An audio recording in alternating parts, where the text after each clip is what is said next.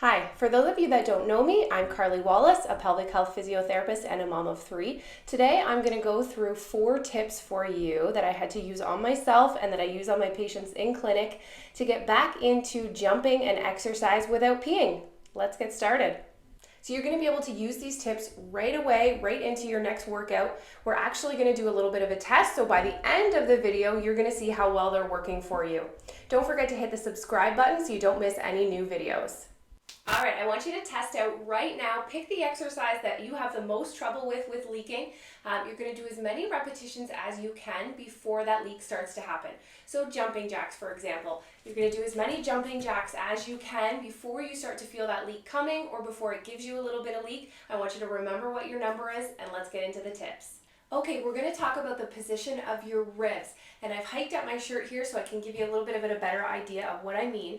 We often, as females, try to overcompensate our posture by really hiking back our shoulders, and we end up flailing our rib cage out. So you can see how my ribs here, when I'm really trying to overcompensate through that posture, my ribs end up sticking out. Our pelvic floor and our diaphragm are 2 muscles that are supposed to work together. They can't work very well together when my ribs are sticking out like this. So we'll often, posture-wise, we think stick our chests out, and we end up on basically deconnecting those muscles from each other so that they're not getting a chance to work properly.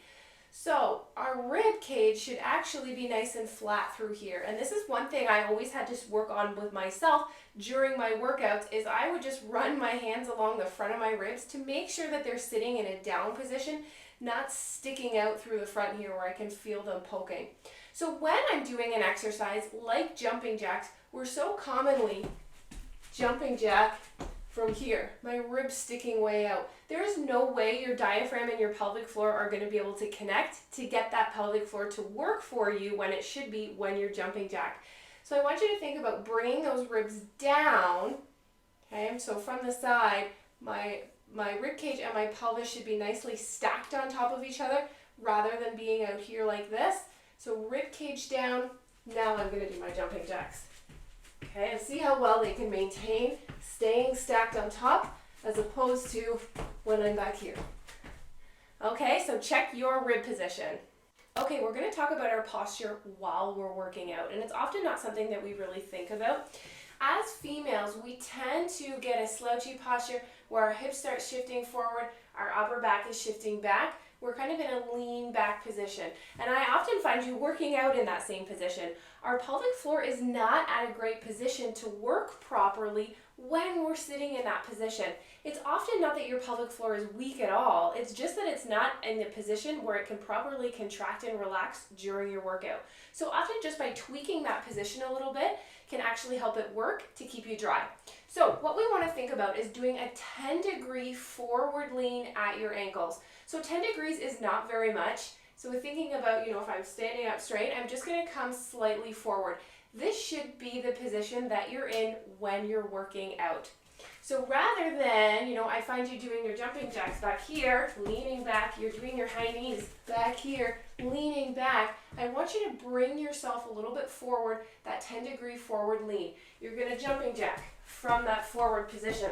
You're going to high knees from your forward position. This just puts your pelvic floor at a 10-fold better position for it to actually contract and work with you. Okay, next, stop clenching your pelvic floor. It doesn't work. What I mean by clenching is often if we know jumping jacks are coming up next, what we'll do when we're doing those jumping jacks is we're trying to hold that pelvic floor or hold that Kegel contraction on the entire time that we're doing a jumping jack. This is not a good idea. We don't hold our quad muscle tight the whole time that we're going up a set of stairs. We don't hold our bicep tight the whole time that we're trying to do bicep curls.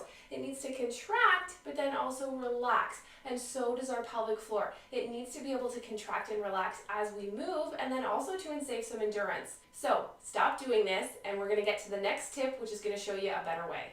Okay, last thing we're going to talk about is breathing during exercise. So often I find we're holding our breath as we're impacting during that impact of a jump, of a jumping jack, of a high knees. We're basically holding our breath and bracing and clenching when we're landing to try to stop anything from happening. This is not a good strategy. We should be breathing, also breathing with our diaphragm and our rib cage. So not just breathing up into our chest and our shoulders, but actually starting to take big breaths into our rib cage using our diaphragm properly. This is going to help our pelvic floor work as it's supposed to work. The next thing we do want to make sure is that we are trying to exhale on the impact.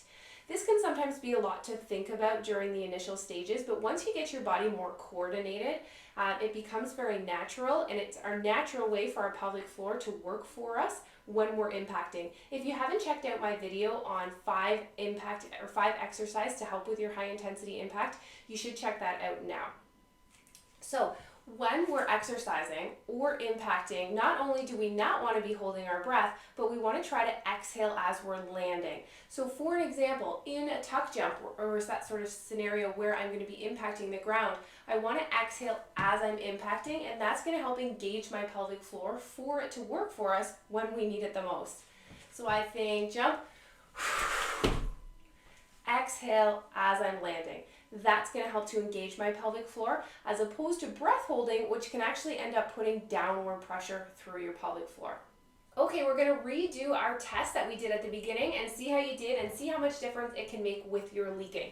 So I want you to think that little tiny 10-degree forward lean. I want you to think rib position down as you're doing it. I want you to not clench your pelvic floor. I want you to not hold your breath. So you're going to keep breathing throughout the exercise. And if you really want to get into it, try to do that exhale on the impact of it, okay? So nice forward lean, ribs down, unclench that pelvic floor. Okay, we're going to think about exhaling as we're impacting. So for a jumping jack, for example, we're going to exhale on the out portion of it because that's when we're going to do our leaking the most, okay?